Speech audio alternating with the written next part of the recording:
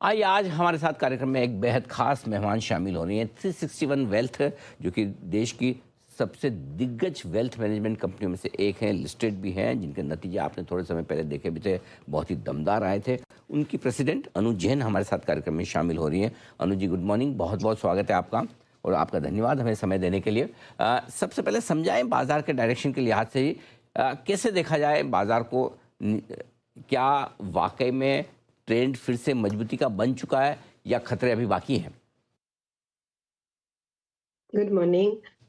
देखिए, पूरा दुनिया जो इस समय चल रही है वो दो क्वाड्रेंट पे चल रही है कि आपके पास एआई है या आपके पास क्रूड या कमोडिटीज है। अनफॉर्चुनेटली इंडिया के पास दोनों में से कुछ नहीं है, तो वो नेगेटिवली बायस चल रहा है। उसके कारण एक पुल बैक ट्रेड कभी भी आ सकता है। अगर आप ईरान का कहीं पे भी एक सेटलमेंट देखें, जो हम पिछले 2 हफ्ते से देख रहे हैं कि इधर उधर चल रहा है, उसके बावजूद मुझे 25,500 और 26,000 के बीच में निफ्टी के ऊपर काफी रेजिस्टेंस आती हुई दिख रही है। तो आपके पास हाँ, एक 5-6-7% का पुल बैक रैली 24,000 से है। उसके आगे डिफिकल्टी होगी, क्योंकि जहां तक की अंदाजे लग रहे हैं वो अगले 2 से 3 क्वार्टर तक क्रूड डेफिनेटली रेज्ड होगा। आज आपने यूरिया के दाम के ऊपर भी देखा है, तो आपका बेसिकली सब्सिडी और डेफिसिट अकॉर्डिंगली इम्पैक्ट होगा, प्लस इन्फ्लेशन इम्पैक्ट होगा। इस सब के चलते हुए निफ्टी की अर्निंग्स कट डेफिनेटली 1-2% की आएंगी। जहां तक कि स्मॉल कैप का हिसाब है, वो हमने एक डिफरेंट एटीट्यूड देखा है नीचे से। तो मेरे ख्याल से स्टॉक स्पेसिफिक रहना ज्यादा इम्पोर्टेंट रहेगा, ना तक कि आप बड़े इंडाइसेस निफ्टी या बैंक निफ्टी देखें। तो जहां तक रिटेल का पार्टिसिपेशन है, वो काफी एक्साइटेड है और वो दिख रहा है, खास करके एनर्जी सेगमेंट में। बट जहां तक कि एफआईएस की रिटर्न है, जिससे आपको एक ब्रॉड बेस्ड निफ्टी रैली मिलेगी, वो शायद अभी ना हो।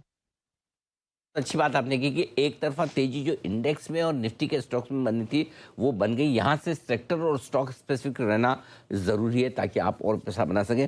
कहीं कोई ऐसे मजबूती वाले सेक्टर्स आपको दिख रहे हैं जहाँ आपको लगता है कि हाँ, तेजी करने में यहाँ ज़्यादा सेफ्टी है? देखिए, इतनी गर्मी के बावजूद पावर स्टॉक्स पहले ही चल चुके हैं। मेरे ख्याल से पावर में लगभग 8 से 10% की रैली शायद और बची है, बट ये एक डेवलप ट्रेड है। जैसे एक होता है नेसेंट ट्रेड, एक होता है डेवलपिंग, एक डेवलप्ड होता है। तो डेवलप ट्रेड में हमेशा ये रिस्क रहता है कि जब मार्केट अगर टर्न मारता है तो लोग वहां पे प्रॉफिट सबसे पहले लेते हैं। तो ये एक डेवलप ट्रेड है, लेकिन वो पूरा पावर सेक्टर, चाहे जनरेटर्स हैं, डिस्ट्रीब्यूटर्स हैं, ग्रीन एनर्जी है, इवन फाइनेंशियर्स टू इट है, वो सब अच्छे लग रहे हैं। और मेरे ख्याल से अगर आप अ, देखेंगे तो 5 से 7% अभी अपसाइड बाकी है।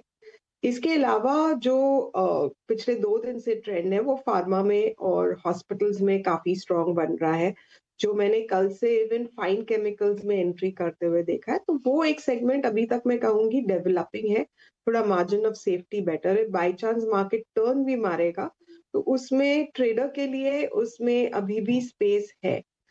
और जो मेन तीसरा जो मेरा थीम है, and that is given the concern that आपके पास एआई की वजह से काफी ले ऑफ्स हो सकते हैं, जिस तरीके से एक मेड इन इंडिया के ऊपर फोकस रहेगा, तो मैन्युफैक्चरिंग खास करके ईएमएस के ऊपर एक स्ट्रॉन्ग बायस रहेगा। तो उसमें आपका पूरा अब तो बास्केट है 8-10-12 स्टॉक्स की, जिसमें जो वॉलेटाइल जरूर है, बट जिसमें आपको एक अच्छा करेक्शन मिल चुका है। अभी भी ऊपर से many of them are 30-40% down. मेरे ख्याल से वो एक ट्रेड है जहां पे आप लेके 3 से 6 महीना बैठेंगे तो आपको डेफिनेटली रिटर्न मिलेगा। बिल्कुल ठीक बात है। तो यहाँ पर पावर शेयरों में, फार्मा शेयरों में और ईएमएस शेयरों में तेजी का अच्छा मौका बन सकता है। यहाँ पर एक्शन हो भी रहा है। पावर तो खैर काफ़ी मजबूत है ही, इसमें कोई डाउट ही नहीं है। एक और चीज़ जो आपसे जानना चाहता हूँ आईटी शेयरों के बारे में। क्या आईटी शेयर वाकई में और कमज़ोर हो सकते हैं या अब इन वैल्यूशंस पर, इन लेवल्स पे आ चुके हैं कि जहाँ खरीदारी का एक कॉन्ट्रा कॉल लिया जा सकता है? हम लोग का व्यू अभी भी नेगेटिव है, खास करके लार्ज कैप आईटी पे। बट मिड कैप आईटी में हम इंडिविजुअली स्टॉक्स को जांच रहे हैं, जहाँ पे ग्रोथ है, जहाँ पे ऊपर से काइंड ऑफ करेक्शन हो चुका है, जहाँ मुझे लग रहा है कि आप 15% क्लाइंट को कमा के दे सकते हैं। आई थिंक हमने खुद सिलेक्टिवली आईटी हमारे पोर्टफोलियोज में ऐड किया था जब मार्केट एकदम डाउन लेवल पे था। बट ऐसा नहीं है कि ब्रॉड बेस्ड, हमने आईटी 2 साल से पोर्टफोलियोज़ में नहीं है। अब हमने बहुत कम वेटेज पे बट एक शुरुआत की है। ओके, तो ये आपके लिए आईटी शेयर पर आए। एक राय मैं आपसे बैंक्स पर भी लेना चाहता हूँ। जिस तरह से ईसीएल के नियम आए उसकी वजह से थोड़े से बैंक्स कमज़ोर हुए भी हैं, लेकिन क्या मौका है बैंकिंग शेयरों में खरीदारी का? यदि हाँ, तो क्या पसंद है आपको? देखिए, पीएसयू बैंक्स पे काफ़ी ज़ोर रहेगा यहाँ से। अगर आपका फार्म लोन्स में स्ट्रेस आता है, अ, वो एक इश्यू है जिसको मैं काफ़ी 1 महीने से बोल रही हूँ कि मेरे को चार्ट्स के ऊपर पीएसयू बहुत अच्छा इंडिकेशन दे रहे थे, बट ये दिख रहा था कि ये आने वाला है। अब यहाँ से हो सकता है कि वो साइडवेज जाए, नीचे ना जाए, but private banks will be the place. Even NBFCs जहाँ पे अगर आप देखेंगे कुछ एनबीएफसीज़ ने पिछले क्वार्टर से ही प्रोविजनिंग बढ़ा दी। And that is where I would give respect to those NBFCs, क्योंकि उन लोगों को ये दिखता, मतलब even before the crude actually went to these levels, they could see the stress coming because of the Iran situation. तो I think even select NBFCs, housing finance companies जहाँ के ऊपर lending rates are pretty stable, I would look at them also. But I think for the moment, I would be more into private banks.